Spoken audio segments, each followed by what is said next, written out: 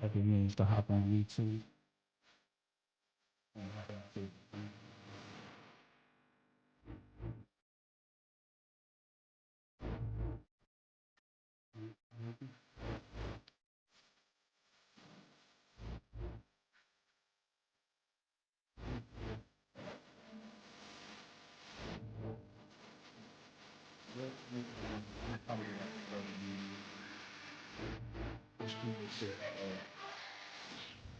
What's that check?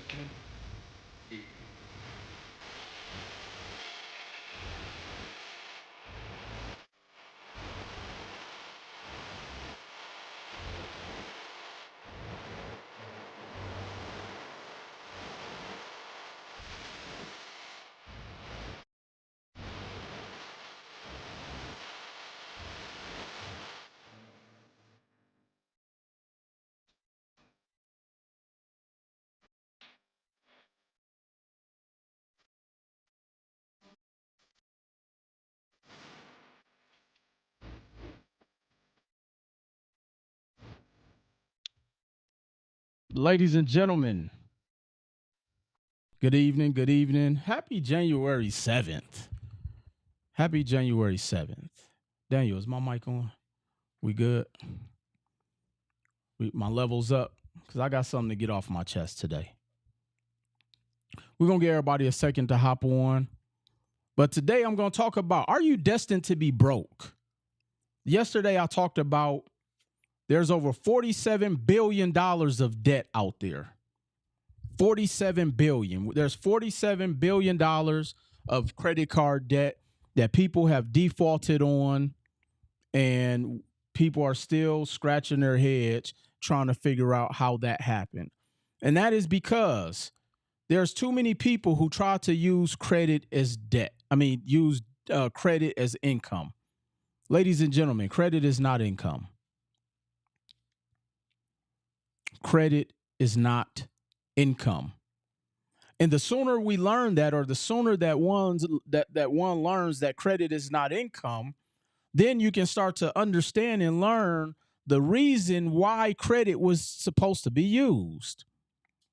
See, we've been bamboozled to think that credit is bad. We've been bamboozled to think that you're supposed to work really hard for 40 years. You're supposed to save your money. You're supposed to retire with the white picket fence, the 2.5 kids, the grand, like that.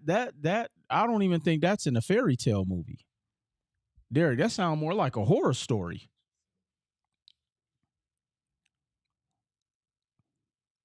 That sounds more like a horror story.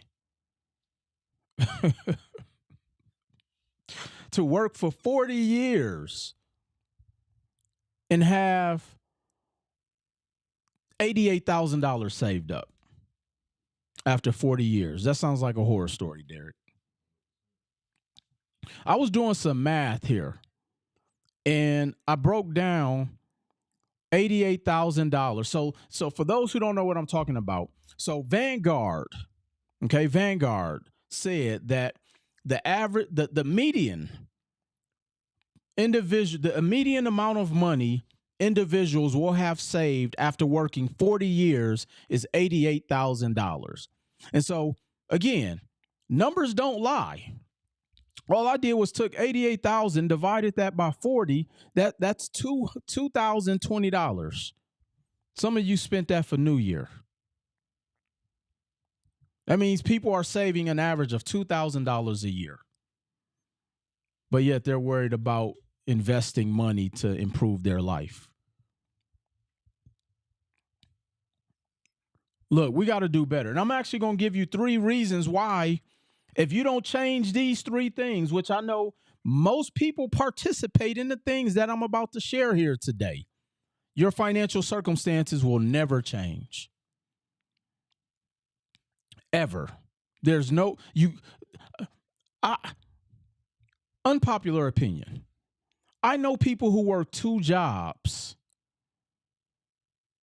who've paid down some debt, but they're still financially struggling.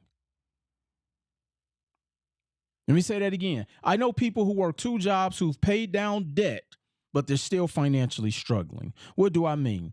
They can't afford to pay to implement to get out of that cycle. When you can't afford to pay for the implementation to get out of the rat race, that's when you know life is brutally expensive. They say having bad credit is expensive. Also, not knowing that if you think investing is risky, wait till you get the bill for not investing. The great Jim Rohn said that. See, when I learned that the game of Monopoly was the game, and I'm going to keep sharing this example because I think it goes over so many people's heads. The game of Monopoly was a game, and like Derek mentioned today earlier, one of my partners, he said that, did you know there's a game inside of the game of Monopoly? So people are playing either game one or game two. Let me tell you the game that most people play in the game on the board game of Monopoly. And this actually equates to real life. And if you didn't know, the game of Monopoly was actually constructed almost like a science experiment. They say, you know how we can keep people trapped? If they just do these basic things, we'll give them a free $200. That's the first game of Monopoly. You have people who are blowing on the dice, hoping they get a double six so they can hurry up and go past go. And pray you don't go to jail. And here's the irony of that. You can play Monopoly for 10 hours straight, go around go 25 times, and you can land on one person space who owns the hotel for that board and lose all your money. That's the game that most people play. They're going through life playing it safe, not really putting money in a 401k. They just trying to hurry up and pass go, get $200 and hope they don't land on somebody's park place. But here's the reality. Eventually, the game board gets so compact with greenhouses, and eventually a couple people trade their greenhouses in for the hotel. You have to pay somebody to land on their spot. What does that mean? That means that if you live long enough, you will be financing somebody else's lifestyle. Let me say that again. If you live long enough, it's inevitable that you'll be financing someone's lifestyle. What do I mean by that? That means that if you don't own any assets that are going to pay you, you're funding somebody else's dream and somebody else's life. I'm not even saying working for somebody else. We're going to take that off the table because you have to work. But if you don't own anything and you're doing one of these three things that I'm about to talk about, you have no way of getting ahead financially. You thought 2024 was bad? 2025, Jason might come back out of retirement. What they call it, the movie Friday the 13th? Jason will come out of retirement in 2025. So let me tell you the top three things that keep people poor. Number one, are you spending more than 25% of your take-home pay for your mortgage payment? See, here's the thing, and I'm all for people wanting to have ownership, but so many people are house poor because they overspend on the mortgage. And if you're tying up 40, 50, I've met people who've tied up 60% of their income on a mortgage payment, and that money makes them no money, which is why so many people lose their homes. So many people lose their homes because if they have one infraction in life, it's a wrap.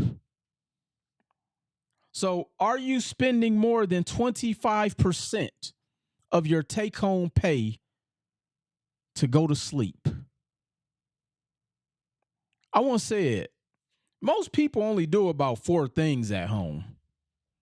They go to sleep, they eat, They have adult time and they watch TV. You mean to tell me somebody's paying $7,000 a month to do them four things, Derek? And they make $8,000 a month? Let me say that again. You only really are doing about four things at home.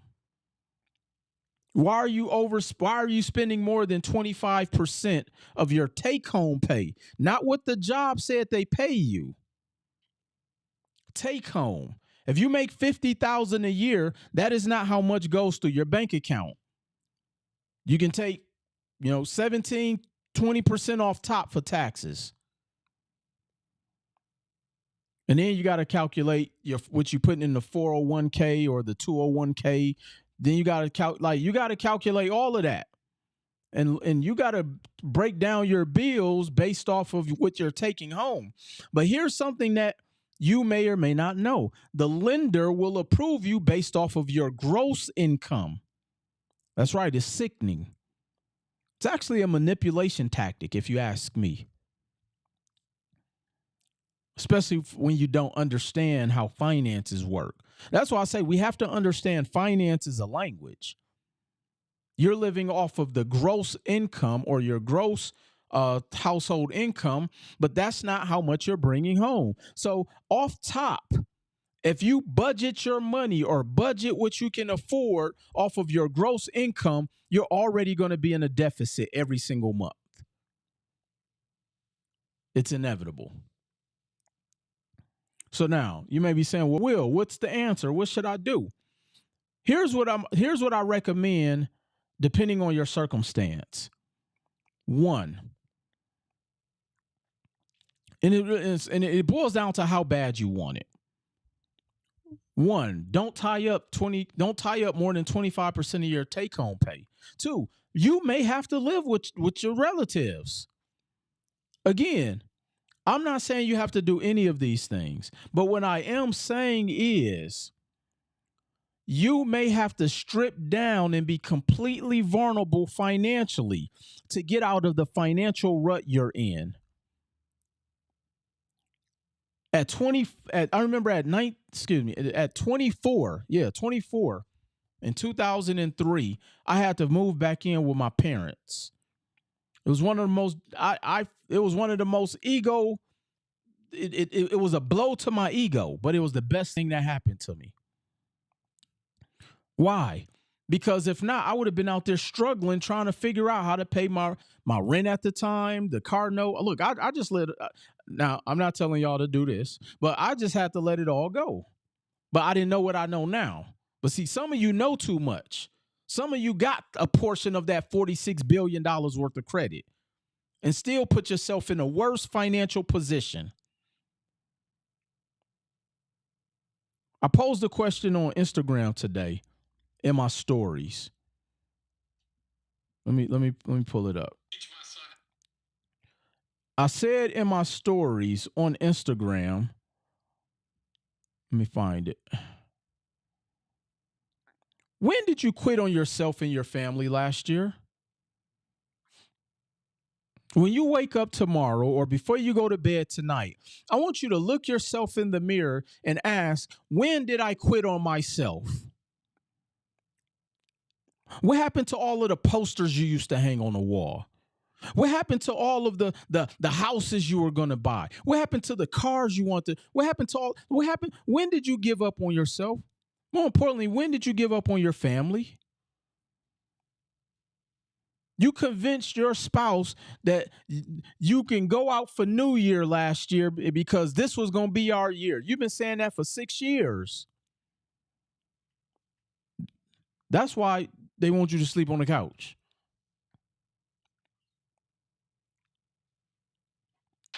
Keep your mortgage payment less than 25% of your take-home pay. And I get it. It may be difficult because I know the rising cost of rents and different things of that nature.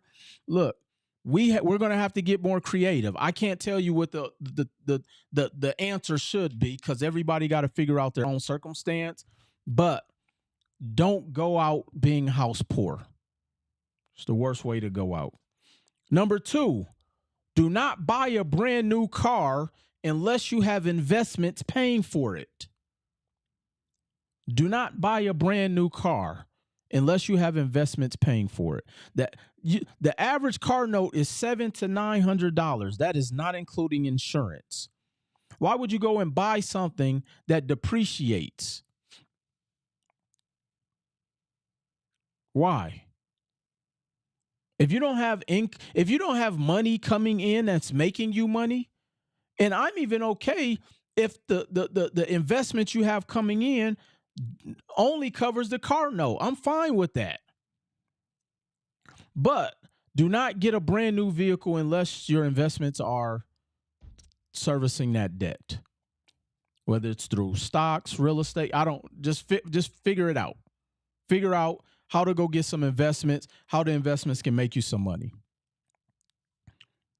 Number 3, if you don't figure this out, you will continue to live the horror story of your financial circumstance. Stop believing that saving money will make you money. Saving money was a manipulation tactic by the banking system. Why? It's something called fractional banking, where essentially they will convince you to put their money in their institution and then they go out there and spend it. They give it to people like me and Derek and Dan. Like, we make more money off your money in the bank. And I'm going to keep saying this because enough people don't understand this concept. Well, Will, how do you make money off of my money? Well, you do understand that when a bank gives you a line of credit or a credit card, that's the money they have in the bank that people deposit. That's what the banks call their assets. And so this is why you go into the grocery store and you see the bank in these lower income communities asking people to set up bank accounts. Derek, have you ever seen any bank in the suburbs set up at a grocery store begging people to set up bank accounts? But in the hood, you do, right? Go to any hood and you will see the picnic table soliciting people to open up bank accounts. So much to the point Wells Fargo got in trouble for opening up fraudulent bank accounts in low-income neighborhoods. They left that part out. In the same neighborhoods that they wouldn't even give a line of credit to. It's manipulation. It's called financial manipulation. I've yet to go into any A-class neighborhood and see the banks inside set up at the picnic table at the grocery stores. Same reason why you can go to the suburbs and you don't see Jackson Hewitt inside the grocery stores in the Walmarts. You notice that, Derek? In the more affluent neighborhoods, you don't even see a tax office. So let's put all this together. Why is it that when you go to the hood, you see tax offices on every other corner? You got the bankers are set up at the liquor stores, the gas stations, and the grocery stores, trying to convince you to park your money in their bank. Why is that? And the two biggest things that we lack financial savviness on is understanding finances and taxes. And the two ways that you can position yourself to win economically and from a tax standpoint is through real estate. But yet we're in last place when it comes to that game. Look, I tell people, you don't have to like anything about Will Roundtree, but understand you're not going to like where your life is at if you don't listen to Will Roundtree. Because all I'm trying to show you is point out to the things that nobody else has been teaching us. They're not coming back to our high schools telling us to how to mitigate our taxes. They're not teaching our kids in college how to understand the game of credit. Matter of fact, they don't even teach them true business. They teach them to go and work for somebody else. How do you go and get a degree in business, but they tell you to go work at somebody's business? They don't even encourage you to go start your own. It's a cold game out here. Y'all do understand that we have to understand these concepts. We have to understand that saving your money in the bank is the manipulation by the banks, because they understand that you're going to you're going to keep putting your money away for that rainy day. Meanwhile, I'm going to go and they're going to go turn around and lend it to an investor who understands what to do with your money. And then they're going to give you peanuts or the crumbs of the 10% of the money you put in there. So for every $100, you're going to make interest off of 10%. You want to continue to settle for that? I was floored when I learned how the system was set up for us to lose. It was set up for uneducated people to lose. Not even just black people. It was set up for uneducated people. Because there's financially illiterate people across the board in the United States. But if we don't get a handle on this, you're going to look up. You're going to be 60 still working for less. Because you do know the older you get, the less valuable you are to these companies. And they know that you will have to work just enough to be able to afford your housing and your medication. Because they also know that a lot of people do not take care of themselves physically either. And you will work a job that you don't even like just for medical, because you didn't prepare properly.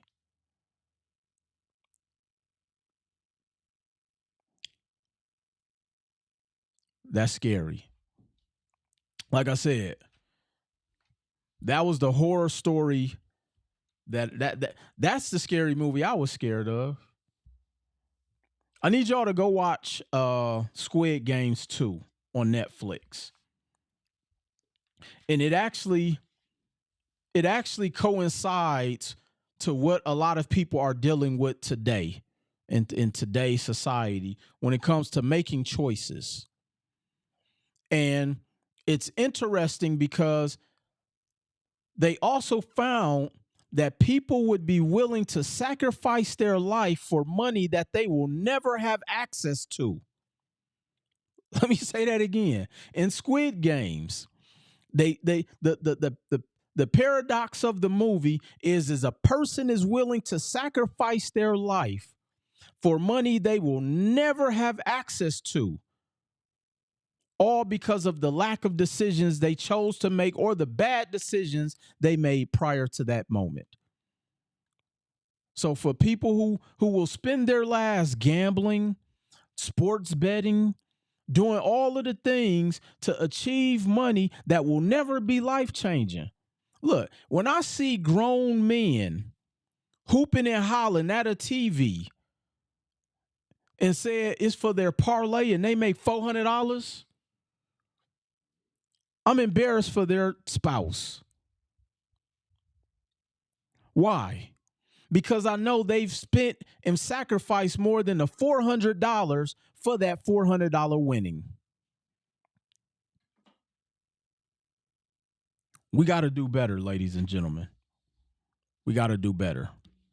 Look, if you would like to get more information on how in 2025, I'm going to teach you and help you to make more income. So I need you all to text the word income. Let me type this in the chat. I need you to text the word income to 855 449 4888. Text the word income to 855 449 4888. And next week, Thursday, I'm hosting a free webinar where I'm actually going to show you how you're going to make some money to change your family circumstances, not through just real estate. I'm actually going to show you how to make money in this industry utilizing AI. You all you got to know how to do is push buttons. Let me tell you why that's important. If you sell money, you will never be poor. Here's what I mean. Derek, Daniel, where are every single check cashing building located? In the hood. Where are all the payday loan stores? Because they sell money. They'll never. They. I don't even think the payday loan stores was closed during COVID. The banks was closed, but they were open. They was cashing the PPP checks. See, as long as you sell money, you will never be broke. I'm going to teach people how to sell money utilizing systems and software. And y'all already know I'm one of the original individuals in this credit space. I'm going to show you and teach you how to utilize AI so you don't even have to know how to do all of the things that I had to learn 15 years ago. You don't have to go get FICO certified like I had to do in 2011. Look, the average person has a 612 credit score. Let me say that again. The average person has a 600 credit score. What does that mean? That means there's a ton of opportunity out there for you to be able to make an extra, even if you made an extra $1,000 a month. Somebody type in the chat, what would an extra 500, an extra $1,000 do for your household right now? I'm going to be able to show you how to do that. And so text income to 855 449 4888. I'm also going to be hosting a free webinar next Thursday. You don't want to miss it. What if I told you there are 10 businesses in your backyard right now that don't even know they can go to the bank and get a line of credit? I'm going to show you how to go after those businesses. What if I told you there's 15 restaurants all in bad MCA loans that you can go and save right now? What if I told you there's the dry cleaner? There's a barber shop needing your help right now. I'm going to teach you how to do all of that. So text income to 855 449 4888. Next Thursday, hosting a free webinar. And make sure y'all chime in. And let's here's my ask of each and every last one of you. Don't go out 2025 with the same financial woes. You still got 11 and a half months. Let's get it.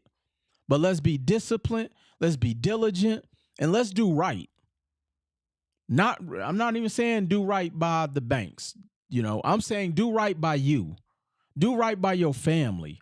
Do right by the vows you made to your younger self when you said that you was gonna grow up and be successful. When you said you was gonna be the man, or you was gonna be the one man, or you was gonna be rich, or you was gonna be wealthy, or you was gonna drive this type of car, you was gonna live in this type of neighborhood.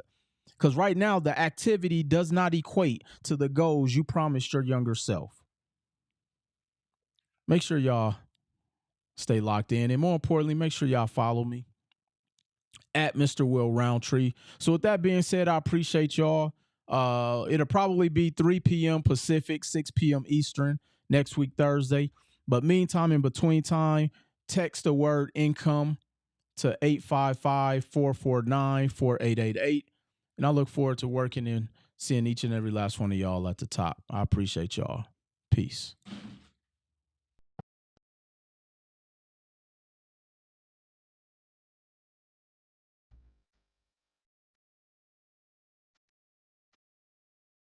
Take a little 30 ball.